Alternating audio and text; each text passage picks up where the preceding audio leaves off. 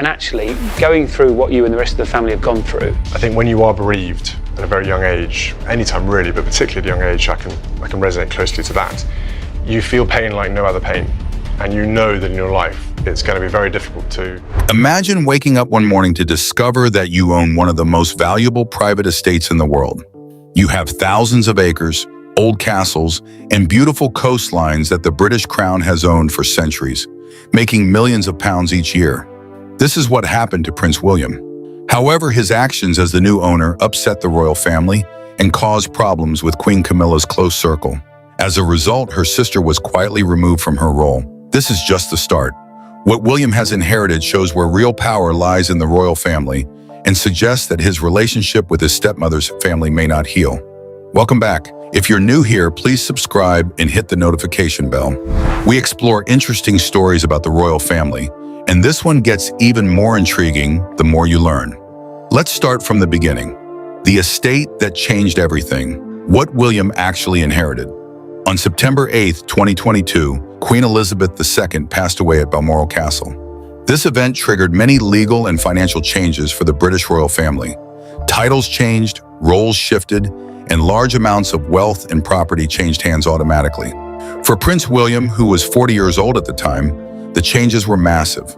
When his father became King Charles III, William automatically became the Duke of Cornwall. This title gave him control over one of the world's most valuable private estates. The Duchy of Cornwall was worth about $1.2 billion. It includes 135,000 acres of land, 18,710 acres in Cornwall, almost all of the Isles of Scilly, Dartmoor in Devon, and large properties in Herefordshire and Somerset, along with financial investments. Think about that, 135,000 acres, an entire archipelago, the Isles of Scilly, off Cornwall's coast, half of Dartmoor, ancient farms and historic estates that have gained value for nearly 700 years. King Edward III created the Duchy of Cornwall in 1337 for his son, Edward, the Black Prince, who was the first Duke of Cornwall. The charter states that the Duke of Cornwall should be the monarch's eldest surviving son and heir to the throne. Now, nearly 700 years of history belong to William. In 2025, Prince William earned about $30 million from the duchy. This money came from land, tenant farmers, holiday cottages, financial investments, and rights accumulated over centuries. Unlike most wealthy people, William pays this income voluntarily, as the duchy is legally exempt from corporation tax. However, the duchy is just one part of what William controls. Understanding the entire situation is important because it shows why his decisions about who to keep and who to remove matter so much. The Queen's personal estates, what Charles inherited and what William will get next. The story becomes more complicated when Camilla's family gets involved, beyond just a payroll issue. When Queen Elizabeth II passed away, two key properties were part of her personal estate. These do not belong to the crown or the state. They were privately owned by the Queen, inherited from her father, King George VI. These properties have been passed down through generations. The first property is Sandringham House in Norfolk. Unlike royal palaces owned by the Crown, such as Buckingham Palace and Windsor Castle, Sandringham, along with Balmoral Castle in Scotland, is personally owned by the monarch. In 2022, after the death of Elizabeth II, Sandringham became the property of her son, King Charles III. Sandringham Estate is the private country retreat for King Charles III and Queen Camilla. It is a working estate focused on conservation and stewardship, aiming to maintain the land and buildings for future generations. The estate has changed significantly over 5 generations of British monarchs. The second property is Balmoral Castle in the Scottish Highlands, covering 53,680 acres of scenic landscape. Balmoral is private property and not part of the Crown's official residences. Prince Albert originally bought it for Queen Victoria. Elizabeth II inherited Balmoral from her father, and after her death, it passed to King Charles III. These two estates, Sandringham and Balmoral, are central to the British royal family. They are where monarchs pass away, where the family gathers for Christmas, where prime ministers visit, and where they deal with grief away from the public eye. They are invaluable, both financially and symbolically. When Charles eventually passes away, these estates will go to William. This is why what happens on these estates while Charles is alive is important. As Charles's wife and queen consort, Camilla shares these homes, her family has had access to, influence over, and financial benefits from these properties. William, as the future owner, is already setting boundaries for what he intends to do. The Annabelle Elliott affair. Camilla's sister removed from the royal payroll. This event caught the attention of the royal world. It demonstrated to Camilla's family what it means when William takes control of an estate and decides to make changes. Annabelle Elliott, Queen Camilla's younger sister, is 75 years old. She is a well-regarded interior designer known for her unique style that combines traditional English country house decor with modern livability. Annabelle is not just a minor player, she is Camilla's closest family member and confidant, someone the Queen trusts very much. Following his marriage to Camilla in 2005, then Prince Charles hired Annabelle Elliott. Over the past 20 years, she has been paid hundreds of thousands of pounds for her work on royal estates. After marrying Camilla, Charles employed her to design his estates, and she received an annual salary for her work on the Duchy's holiday cottages in Cornwall, Wales, and the Isles of Scilly. Sources told The Telegraph that Prince William would stop employing her, although this was not a reflection of her work. The Duchy's annual accounts showed that she was paid different amounts, from £19,625 to £82,272 to manage its rental properties. For nearly 20 years, Annabelle Elliott shaped the interiors of Duchy properties across England and Wales. She added her artistic touch to some of the most charming properties in the royal collection. Then William took over, and she lost her position. Royal expert Emmy Griffiths explained, "She was working across properties owned by the Duchy of Cornwall, but since Prince William has taken over as Duke of Cornwall, he has taken her off the payroll. So that's caused a few ripples in a few headlines." The response was more than just a minor issue. This decision was a clear message about how royal power works. A royal source said, "William's move sends a message. He wants to cut away the royal hangers-on and reduce some of the lavish spending his father had when he managed the duchy." At the same time, Prince William hired his friends and godparents of Princes George and Louis, Harry Aubrey Fletcher, and William Van Cutsem for advisory roles at the estate, out with Camilla's family and in with William's friends. The message was clear, even without a press conference. The deeper tension, William Camilla in a history that doesn't disappear. To understand why Prince William's decisions carry emotional weight and receive significant media attention, we need to look at their history. This history is complicated. William grew up watching his mother, Princess Diana, endure a difficult marriage involving Camilla Parker Bowles. The affair between Charles and Camilla, which Charles confirmed in a 1994 interview, caused Diana a lot of pain and affected her sons deeply. Both William and Harry loved their mother and witnessed her suffering. When Diana died in August 1997, they were just 15 and 12 years old, left to navigate public grief that impacted their lives and choices. William has made a sincere effort to accept Camilla as part of the family. He attended his father's wedding to her in 2005 and has interacted with her in public. He has not shown open hostility or made things difficult for her.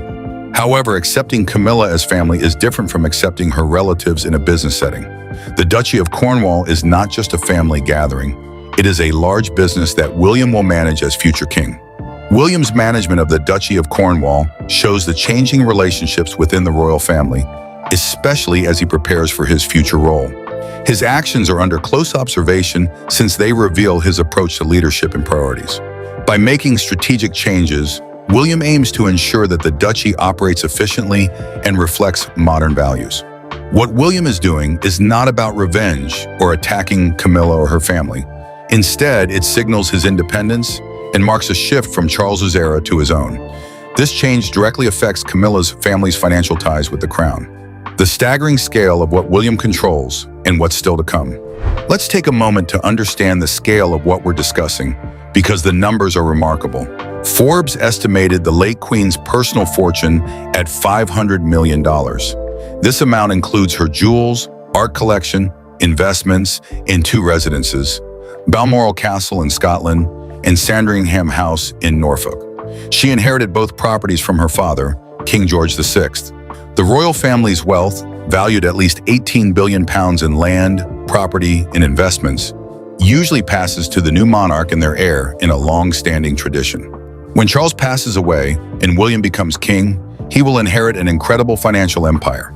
This includes Balmoral, Sandringham, the sovereign grant, which rose to £132 million for 2025 to 2026 to support royal duties. The crown estate, valued in the tens of billions, and a private art collection, jewels, and investments built over generations. It's important to understand that committees or the government do not manage Balmoral and Sandringham. They are personally owned and managed by the monarch. The owner decides who works on the properties, who lives there, and who benefits from them. After it was revealed that Prince William earned $30 million from his duchy in 2025, some residents in Cornwall expressed feeling abandoned by the royal family. This situation highlights an important point. The duchy comes with responsibilities and expectations from the communities connected to it. William is learning, sometimes in a difficult way, that owning this much land means dealing with the relationships, tensions, and obligations that come with it. At the top of this list of relationships is the complicated dynamic with Queen Camilla and her family. Camilla's position: power now, uncertainty later. Queen Camilla currently holds a strong position in the British royal family. She lives at Buckingham Palace, Clarence House, Sandringham, and Balmoral. She has official duties, public roles, and the full support of her husband, the king. However, experts say her position could become less stable if King Charles dies. If she outlives him, she would likely become Queen Dowager. As his wife, she could inherit various assets and properties they shared, including Clarence House, worth about $72 million, and Highgrove House, valued at around $39 million. She would also receive financial support to maintain her standard of living. It's important to note that Sandringham and Balmoral are personal properties of the monarch. When Charles dies, these will pass to William as the new king. Camilla would no longer control those estates. She might be a guest, depending on William's decision. Recently, Camilla has taken steps to prepare for her future. She sold her private property, Ray Mill House in Wiltshire, which she owned before marrying Charles. This was her retreat, where she enjoyed gardening, calling it the best therapy in the world. Selling it might mean she wants to focus more on her royal life with Charles, or that she needs to rethink her long-term property plans. For her family, especially her sister Annabel Elliot, the future looks uncertain. Annabel has lost her income from the duchy, but Buckingham Palace confirms she would still have some involvement with the household when possible. Reports say she is working on the king's Sandringham estate in Norfolk, so she maintains some connection to the royal family through Charles. However, once William becomes king, her connection will depend on his goodwill. William has already shown through his management of the duchy where his priorities lie. What this all means: power, legacy, and the future of the monarchy. What does this all mean for the royal family, for Camilla, and for the monarchy that William will lead one day? First, let's clarify what William's management of the Duchy of Cornwall means. Many have misunderstood this story. It is not mainly about personal conflict with Camilla. It shows that William wants his future reign to be different from his father's. The relationships and financial arrangements that King Charles built over his 40 years as Duke of Cornwall won't just pass to the next generation. With every decision he makes about the duchy, William is preparing to be king. He is learning how to manage large assets in complex organizations. He is understanding the difference between courtesy and responsibility. And like every monarch before him, he learns that the crown must prioritize good management over feelings. Removing Annabel Elliot is a small financial decision, with payments ranging from £19,000 to £82,000 a year, which are minor compared to a £1.2 billion estate. However, this decision carries important symbolism. It signals to Camilla's family that they cannot take their position for granted. It shows the royal household that William makes his own decisions. It reveals to the public that the transition from Charles's era to William's has quietly begun, not with grand ceremonies, but with thoughtful reviews of the duchy's finances. Meanwhile, the future ownership of Sandringham and Balmoral looms large. These estates will eventually go to William and then to George. The line of royal ownership from Queen Victoria to Charles III will continue. Each new owner will decide what those estates look like, who can visit, and what legacy they want to create. Royal wills are private. We won't know much about the Queen's personal wealth or how it is divided among her family. However, we can learn from public decisions, such as the duchy's financial reports and management changes. At its core, the British monarchy is about inheritance. It's about what gets passed down from one generation to the next and the responsibilities that come with it. William understands this better than most. He grew up around it and witnessed its challenges. Now he can shape it himself. The estates belong to him. The decisions are his to make. The legacy, for better or worse, will be his. For Camilla's family, who gained a lot from King Charles's kindness, the impact of William's approach is already noticeable. This shift isn't marked by conflict or drama. It's felt through a duchy payroll report and the hiring of people William trusts. Quietly, power in the royal family has always communicated its message. Right now, it is conveying something clear. This situation may seem like it's about payroll and contracts, but it runs deeper. It reflects the transfer of power and the differences between the king who is in charge now and the king who will come next. It raises questions about whether those who built their careers around King Charles will have a role in the future that William is carefully creating. What do you think? Is William right to start fresh with his own trusted advisors? Or does this send a negative message during a time when the royal family needs public support?